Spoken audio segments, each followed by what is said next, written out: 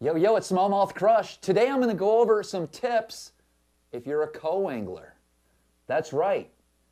'Tis the season. Derby season is underway. Some of the BFLs for 2018 have already started.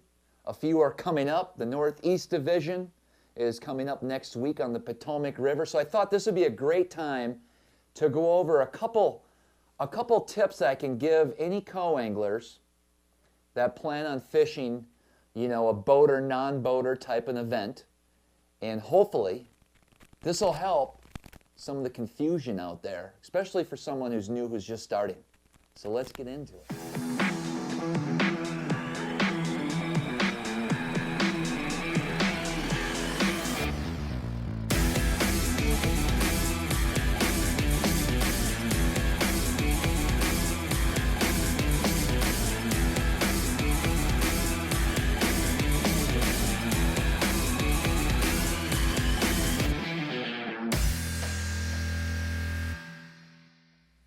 So the non-boater, boater, pro-am type tournaments where you get paired with a random dude and you have to fish with them for 8 hours is a lot of fun.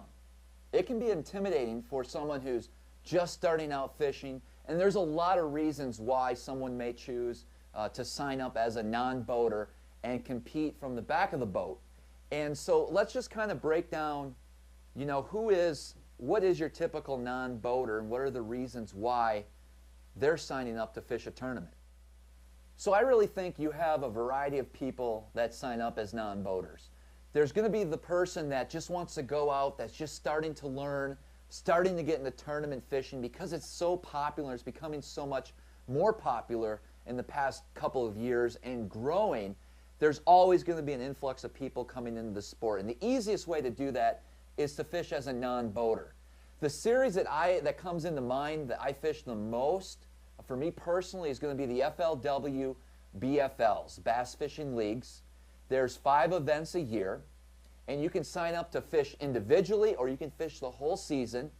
There's a points race, there's a regional event, and there's a chance to go to the All-American and fish in the Forest Wood Cup. How cool is that? It doesn't get any better than that.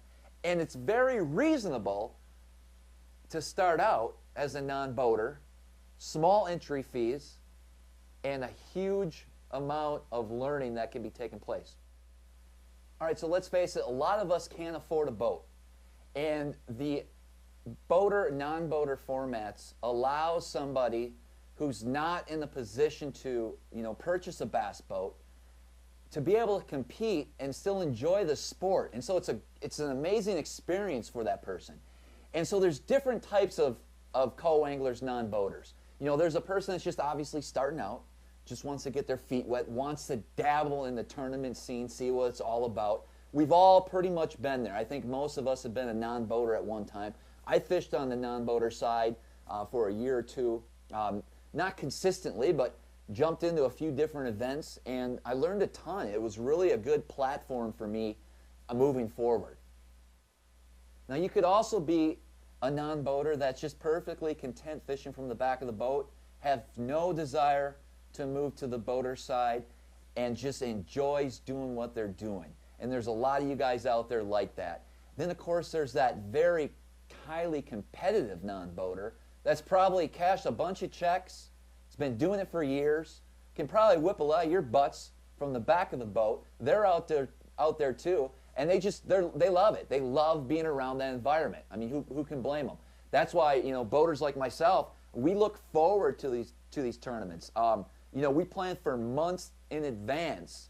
We talk a lot of crap on social media to our other competitors, all in fun, but it's a big deal. It's a big deal for people who are fishing at that lower level, the FLW, BFLs, the COSTA series, trying to either pursue a career in fishing or just perfectly content fishing the regional events. We come in all shapes and sizes.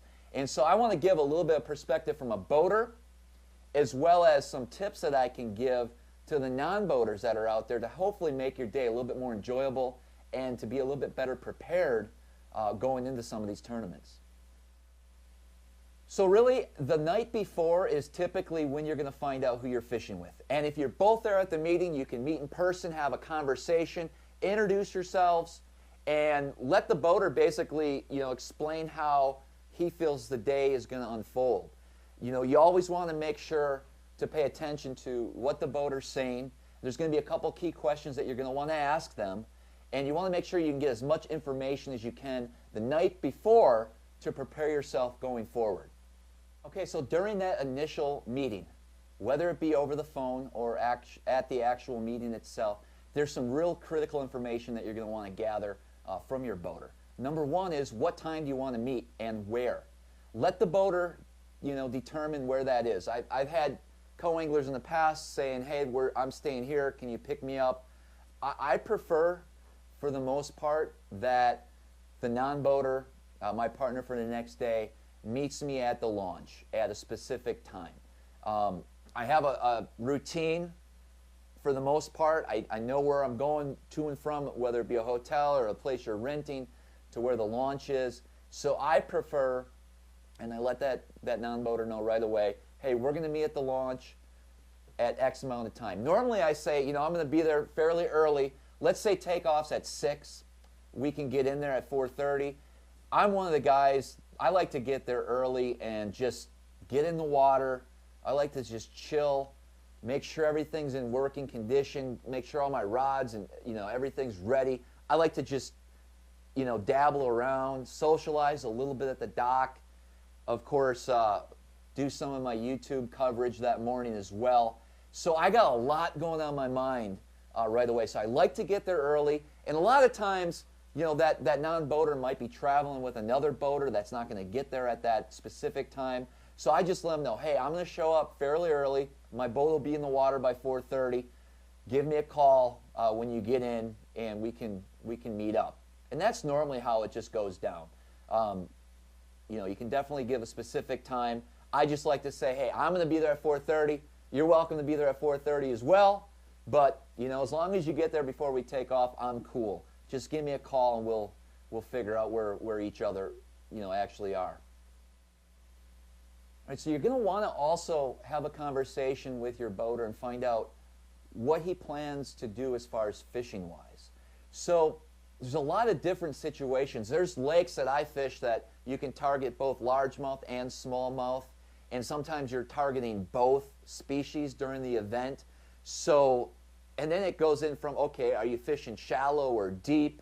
What type of areas do you plan on being? And I'll try to be as precise as I can with that individual and let them know, for instance, hey, we're going to go out and target smallies offshore, but there's a chance if I get a decent bag, I might go shallow for largemouth later.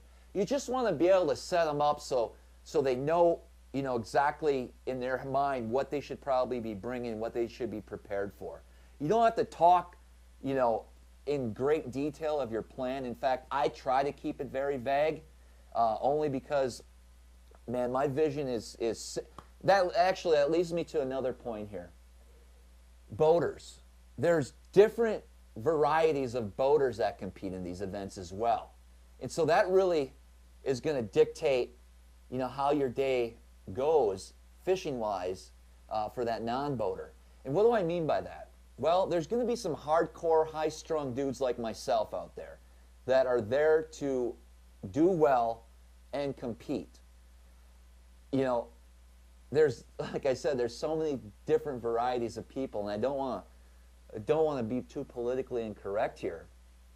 But just to kind of give you an idea, there's going to be guys that are going to show up as a boater, and they may only fish 1 or 2 events a year, and they just want to fish a tournament. And they're going to compete, and they're going to do the best that they can. You might have another guy that's just out there, hanging out with his buddies. He's just going to go fishing. He spent a day or 2 on the water pre-practice, and he's just going to go wing it and see what happens. I mean, you never know who you're going to get. But I want you to keep in mind, because of that, you might get a guy that's super intense, that is totally focused, and their vision, their focus, their attitude is so much different than the casual dude that's just there to fun fish or have a good time. So what I mean by that is, when I'm fishing as a boater, there's very little small talk that goes on. There's a little bit of small talk in the morning, perhaps, But then I basically let my non-boater know, hey, listen, you know, I'm sure you're a great guy. We're going to have a great time on the water, but I'm going to be pretty focused today and concentrating a lot on my fishing. So I'm not going to be saying a whole lot. So I don't want you to think that I'm ignoring you, but I'm just going to be focused on fishing today. And then I always say, you know what? If I get a decent bag, I'm going to loosen up. Believe me, I got 20 pounds in the live well. I'm happy. We're talking. We're high-fiving. We're having a great time. But there's a moment, there's a few hours, depending on how that day's developing, where I got to stay focused. That's just me personally. So if you do get a guy like that, I don't want you guys as a non-boater to take that personally. They're there, they're invested, and they want to win this tournament. And so if that's the case, you know, your best bet is to, you know, fish your strengths, fish as hard as you can, and try to observe, you know, what the other guy's doing. You know, I don't mind if a guy asks a question here or there, but for the most part, I am not a big talker when I'm competing. And I think as long as you set that standard and you have that conversation, I don't think there's going to be a problem, you know, as far as, you know, the talking and the questions and things like that moving forward. All right, so if you draw a boater that's pretty intense, that has a lot of, you know, energy and focus on the water, it's going to be really hard to get information out of them. In fact, we've already, during pre-practice as well as our planning the night before, kind of have an idea how we need to position the boat, to be honest, for us to put those fish in the boat as quickly as possible and as efficiently as possible. You know, we're going to be courteous to you. We're going to make sure you have casting opportunities, but the areas that we think in our head are holding the right type of fish, we are going to be positioning that boat so we have a shot at them more than, per se, you know, yourself. So you want to keep that in mind. You know, you can't get frustrated. There's always fish. There's fish that we miss. There's fish that are probably 40 yards this way, and we might be concentrating on certain things. So there's a couple things that you want to do right off the bat is you want to know that you're not always going to have the opportunity for the fish. You know, if you pull up on an area as an angler who's, you know, fished plenty of times, you know the sweet spots or what you think might be the sweet spots, and you'll see your boater cast into those areas, and it can be frustrating, especially if their power poles are down and they're not moving, or they're targeting a dock, or perhaps a riprap bank. I fish a lot of crankbaits, and I run the shoreline a lot, and I parallel stuff a lot, and I know it's very hard for my boater in the back of the boat to make that cast, because you don't want to see their lines whipping past you. I mean, that's kind of a general no-no. I mean, that's just not what you do. You let the boater focus up front here, and you kind of pick off what you can in the back. And so when you are doing like riprap and you're paralleling banks, things like that, you know, I might be casting a crankbait and working it back to the boat where you might have an opportunity to pitch, you know, just right here and make a 15-foot cast and bring it back, where the trolling motor probably blew out a lot of those fish already. You know, you might have to turn around and cast straight back down parallel, or you might have to try to target fish that are off this area that boater might be paralleling, or a dock, or whatever the case may be. You just have to keep an open mind and try to experiment with a lot of different, you know, baits and things that you have history with, confidence lures that you know you've caught fish on in the past. That's something you probably should stick with when you run into those types of situations. A lot of times for me, I fish a lot of offshore stuff. So really, I mean, it's anybody's game. You know, those fish could be anywhere. And when you're fishing like I do, that non-boater has just as much opportunity as myself. But again, there is times when you're a little bit constrained to where you can cast. And I know that can get frustrating. Believe me, when I'm fishing and doing that, I know in the back of my head, you know, this guy's going to have a hard time. But, I mean, we got to get the job done, and I'm hoping you can pick off a few fish as well and bring in a decent bag. But again, you know, once we get a decent bag in the live well, man, let's go have some fun. I'll try to get you your fish. That's just kind of the attitude that I have, you know, when I'm fishing these types of tournaments. All right, so I'm going to just go off of the next tournament that I have coming up, which is on the Potomac River. I know it might be different for some of you viewers out there that are fishing some tournaments, some upcoming events. But really, the Potomac River is going to be mostly a lot of power fishing, I see. and there's going to be a little bit of finesse fishing as well, so you want a little variety. I have 4 rods here, and this is what I would take as a co-angler. And I would take all 6, but a couple of these will actually double up here and have multiple uses. So, I'm all tangled up, guys. All right, so the first rod I'm going to have with me pretty much at all times if I was a co-angler, fishing tidal water or even fishing some of the northern lakes in upstate New York and this region here, I'm going to have a crankbait tied on. So I'm going to have a rod that's specifically going to be used for cranking. Now I'm going to be able to throw a jerkbait on this. I'll be able to throw a square bill, different types of crankbaits, because I'm not going to be able to bring one rod for a jerkbait, one rod for a DT6, one rod for a bomber, and one rod for a square bill. I mean, I can't do that. So I'm going to have one designated crankbait rod that'll be able to work all those different, treble hook type of baits. Now, I don't think there's going to be a whole lot of topwater action going on, but, if you did have a scenario later in the year, in the summer, where there was some topwater action, you'd be able to throw on a pop-bar or something like this and work it on this rod as well. But if it's a true lake that has, if you're going to be throwing a lot of whopper ploppers and spooks, then you might want to have a designated rod for that. And the rod that I love to use for that situation, I use this Dobbins. This Dobbins is a 734. It's probably one of their most versatile rods that you can own as a non-boater. There's so many different techniques that you can use this rod for. Here I have it tied up with just a small finesse football jig, but this is my rod that I'll throw, rattle traps and grass. It's an awesome spook rod. It's a spinnerbait rod. I mean, you pretty much can throw, you can flip, 3/8 ounce, maybe even a 1/2 ounce weight with this rod and be just fine. This is like a non-boater's dream, is to have 3 or 4 of these ready to go for that tournament, because you can put so many different baits and utilize, the versatility of this rod. Now, I also have another, this here's a fiberglass rod. This is for throwing chatterbaits. And so because it's the Potomac, obviously there's going to be a lot of chatterbait action going on. And so, if I was a co-angler, I'd have a rod designated for chatterbaits, spinnerbaits, things like that. You can certainly get away with a 734, but this is that Dobbins 736 glass rod, which is just an amazing chatterbait and spinnerbait rod. So I would take that with me as well. And then I would have, 1 or 2 more of these 734s. And that would really complete my lineup as far as bait casting rods. And then I would have a spinning rod with me. I'd take like a 6'6" or a 7 foot, in this case, 7 foot medium. And you'll be able to do your drop shotting with this. You'll be able to do your finesse plastics with this, your shaky heads.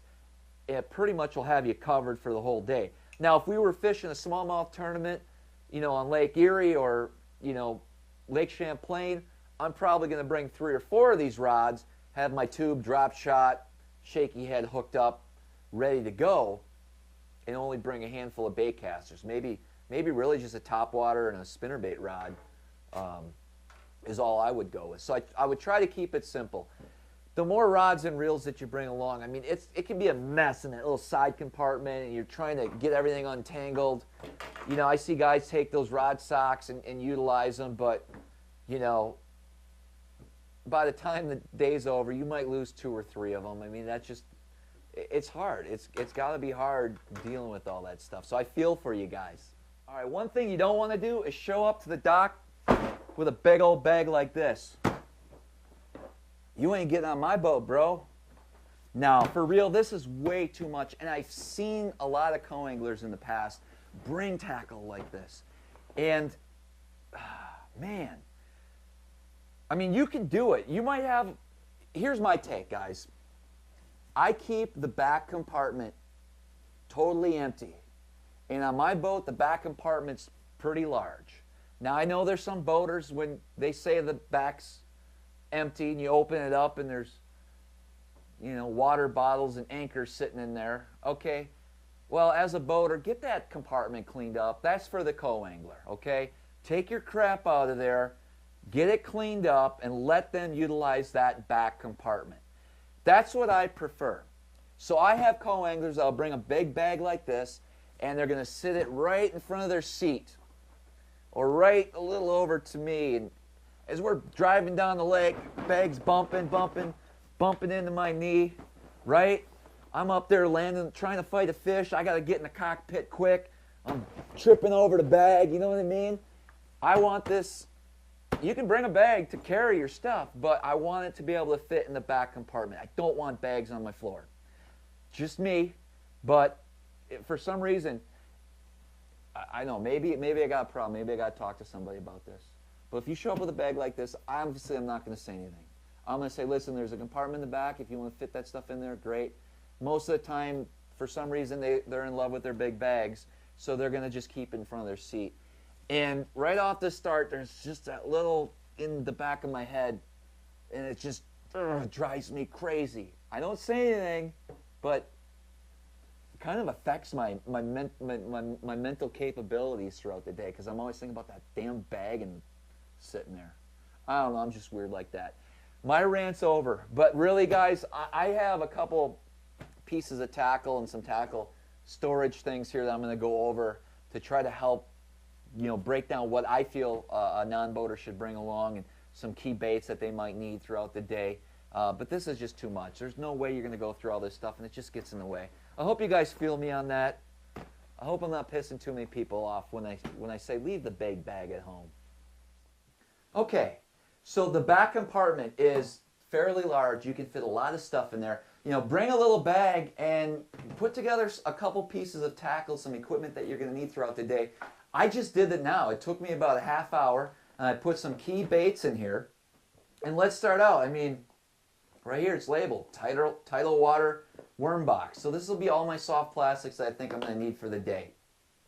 In here you're going to find a lot of your finesse worms, drop shot worms, French fries, items like that. I have some flipping baits, some beavers in here.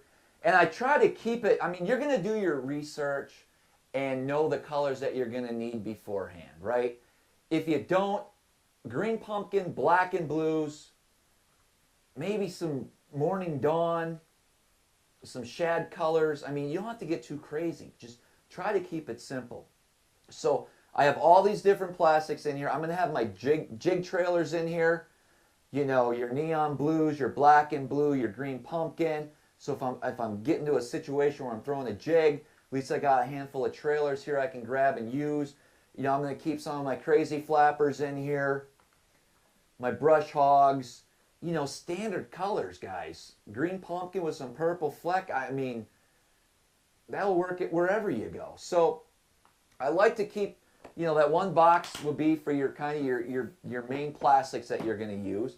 And then I have a hard bait box I put together. You know, in here, I'm going to bring a couple jerk baits along.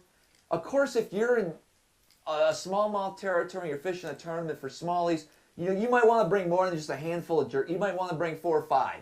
But bone white, smoke, I mean, that's all you're going to need. And use the jerk bait you have confidence in. If I'm going to throw a jerk bait, the first one I'm going to pick up is probably a Megabass 110. I mean, that's just how I operate. You know, there's going to be a variety of crankbaits in here. So, you know, I'm going to have some bombers. I'm going to have different colors. Crawfish colors, shad colors. I mean, the usual stuff.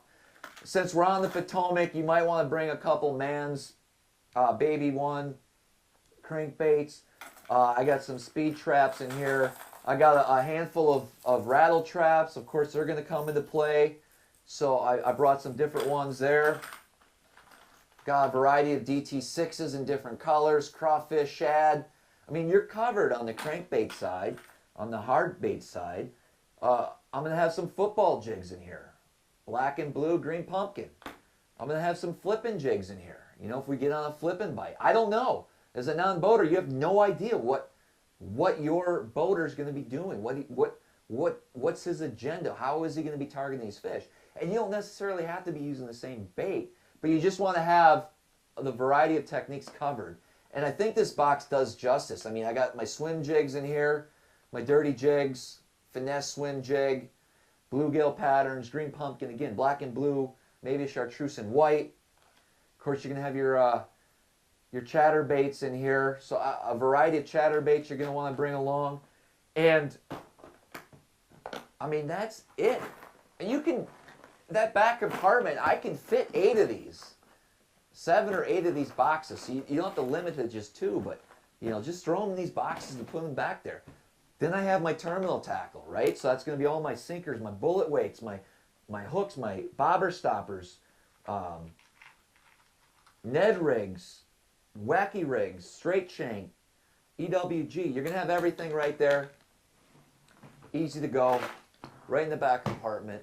And then I just have another little bag that's going to have a little bit of extra stuff. You know, I might want to bring a few Kytex along, and I don't want to take them out of the package and put them in this plastic box. I'm just going to throw them in here. I'm going to have a variety of spinner baits with me. I'm going to throw, you know, if I think we're going to do a lot of flipping and pitching, I might bring a bunch of, you know, beavers or chigger cross, things like that. Stuff that I know I'll throw and have, you know, experience with. Can't forget your Cincos, right? Big old pack of Cincos. I've doubled, tripled them up in here. I mean, you're probably not going to burn through that many Cincos in one day. If you are, you're going to have a pretty good sack. You know what I mean? Life is good. Yeah, some more mushroom heads, Ned rigs, some finesse jigs, shaky heads in this bag. I got my drop shot hooks in here and weights.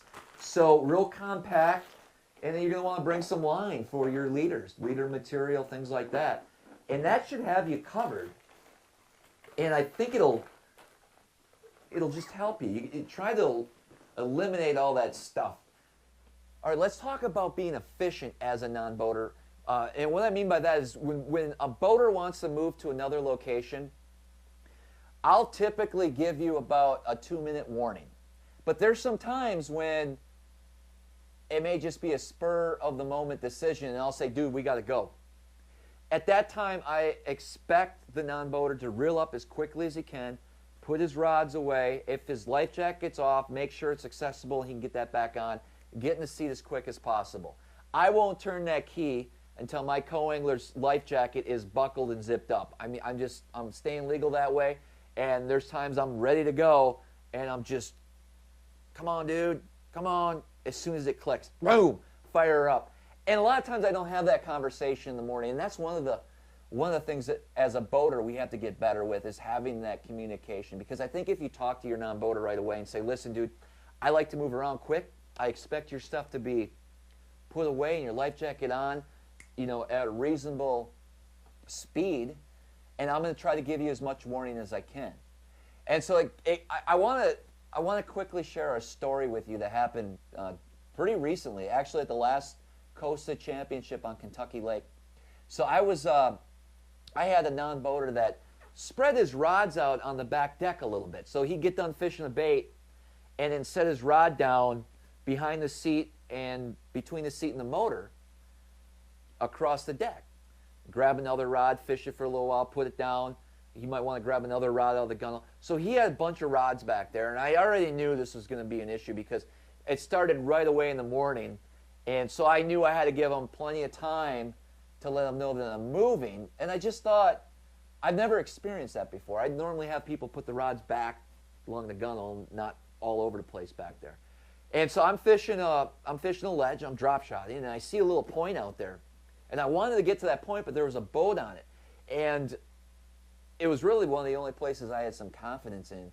And so I knew as soon as that boat left, I needed to get there. Well, sure enough, that boat's starting to leave. I see him leave, and I go, dude, we got to go. I'm trolling motor up, rods down. I don't even think I even strap them.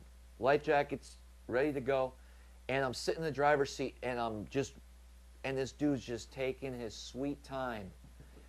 And I don't say anything, but the wheels are spinning in my head. Well, about a quarter of a mile behind me, I hear another bass boat coming. And this is a pretty community-ish type of spot, an obvious spot, if you will. So if there isn't a boat on it and guys are, you know, running around, it's, you know, afternoon, they're looking for fish, someone's going to stop on that. And I saw this boat coming, and he was still quite a ways behind me. But it took so long for this dude to get set down, I turned on, and I was frustrated right there because I had to gun it. I had to get up on pad. When I got up on pad, this other boat was probably right here, but he was going full speed. And basically, we came to the same point, and he didn't see me because I was behind him, and he slowed down going right to this area. And what I did was I kept it on pad. I came off pad right in front of him. So I got to the spot a little bit faster, sooner, coming off a pad, and kind of cut him. I cut him off, okay? I was a jerk, and I cut the dude off. And at that moment, I was so frustrated because I knew I would have beat that dude if that guy would have been ready when I said. And I was struggling, guys, that last day of the event. I needed a couple more fish, and I could have done really well and made it to that top 10 cut. And so I knew there was a lot on the line. And as soon as I came off and shut the motor off and jumped up on the deck, I knew I was in the wrong. And so did the guy next to me that was trying to fish this spot. He's like, dude. I go, dude, I'm sorry. I didn't explain to him the whole situation, why I did that. I just said, I'm sorry, dude. He's like, but then he also acknowledged that he saw me here earlier and saw that I was fishing this spot. And he basically said, yo, I just need to get a fish or two. I'm just going to run an Alabama rig around this point, and I'll be out. I said, that's cool, dude. I'm gonna stay back here, wait till you're gone, and then move up. So it was fine, but because that guy didn't know. He didn't know what was going on prior to that. I just kind of probably came off as a jerk off, really. And I do apologize. I don't know the dude's name. If I ever, I'd love to explain the situation to him someday. But it just goes to show, I mean, stuff like that can get you really, flustered out there. And you can make some stupid decisions like I did. So you just want to be courteous to your boater. I'm going to try to give you a warning. Hey, we're leaving in 2 minutes. Make sure that life jacket's ready to go. Make sure your tackle, everything's stored, and we can fly out of there as quickly as possible because it's only going to benefit you as well. All right, another topic we should discuss, because a lot of these non-boater boater formats, you can net your partner's fish. So, and I'm sure we all have stories, right? If you're a non-boater and you don't feel comfortable netting, you need to let your boater know right away. And that's fine. I'd rather you tell me that you struggle with netting, and I'll do it. If you can help out and you're confident with it, let's try it out. We've all been there, though. I've lost some tournaments due to poor net jobs. But I mean, it is what it is. We're humans. Have I ever lost a non-boater's fish? Not yet, but I'm pretty good at the net. Just saying. However, I mean, there's certain situations where that just happens. As far as from a non-boater standpoint, you just got to stay calm. I know in the heat of the moment, especially if you got a wacko pro like myself just screaming, because I get pretty high strung when I'm fighting a fish, right? There might be a lot of adrenaline and a lot of noises coming out of my mouth, and you're like, what is this dude on, right? You're just trying to net a fish, and I'm just screaming at you, get him, right? Get him, and then, anyways, maybe not that high pitch, that hurt. But, so I understand, but the best thing is just to stay calm. Maybe calm the boater down sometimes. I probably need to be calmed down. I don't know. Anyways, that's all we got. We don't have to, I mean, it's netting, try to be a good netter. It's important. All right, so what did we cover? Tackle, timing, where to meet, conversation, netting, efficiency.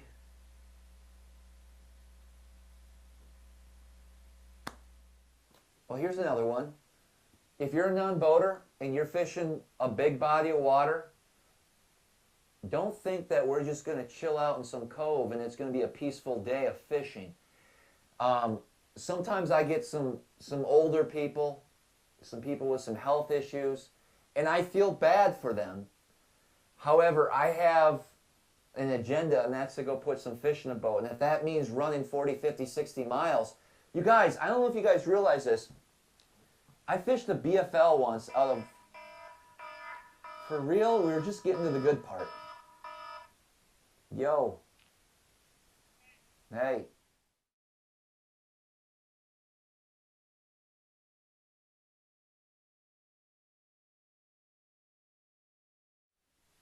Okay, a couple other things. So as a non-boater, obviously, you have to go where the boater decides to fish. And sometimes, guys, you know, I get some people with some health issues, some older people that probably shouldn't be making those types of runs, and I feel bad for you, but I'm still going to do it.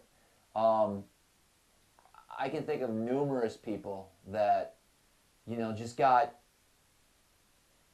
I mean, not because it was unsafe, but it was just an hour of just pounding waves. And at some point, your body, you know, a lot of non-boaters just are not used to running in those types of conditions. So, you know, you got to prepare yourself for that. You're going to want to have perhaps an extra change of clothes if you're fishing a real big body of water and the temperatures are a little bit cooler. Certainly, you're going to want some good rain gear.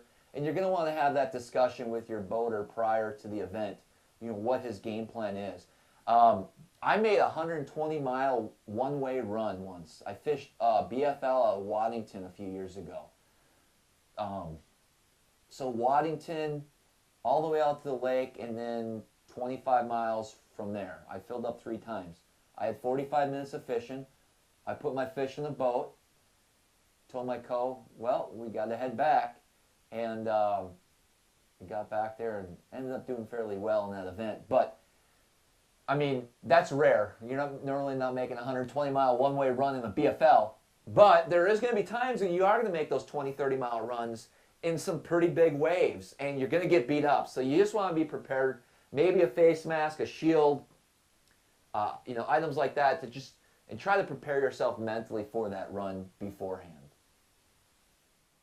All right, also, I guess we should talk about backing up and vehicles. So today's vehicles are, you know, some are like extremely sophisticated, and you can't even start the vehicle without having a 10-minute tutorial on how to do that by your boater. So I like to just back my own rig up, put it in the water, you know, get the boat off the trailer, and dock it myself and take the vehicle back to the launch. I prefer to do it that way. Sometimes there's time constraints, so there's a lot of people in line, so I'll just at least line it up, and, you know, if that non-boater's comfortable. If you're comfortable with backing up a rig, go for it. If you're not, just tell your boater, and he's going to be perfectly fine. I'd rather have you tell me you're not comfortable than you get in there and cause a scene. I've seen it. I've seen it I've seen one major event on Lake Champlain this past summer. I mean, it was epic. It was pretty bad. The dude basically scraped the guy's truck up along the concrete wall after a 15-minute trial and error backing up a trailer. So, I mean, if you don't have experience with that, make sure to let us know, guys. I mean, it's not a big deal. I'm fine with it. You know what I mean? If you can, I'll let you. I mean, you, like I said, I get nervous because I like to have everything. I want to make sure I know where the keys are and that we're parked good, and, you know, I just like to do it. So for me, I'd rather take the wheels and do everything, and, you know, we're just keep it simple. So as a general rule, most boater, non-boater formats, the non-boater is going to help chip in for some fuel. And I think a reasonable amount is probably $50. $50 for that event, for that day, regardless, guys. I mean,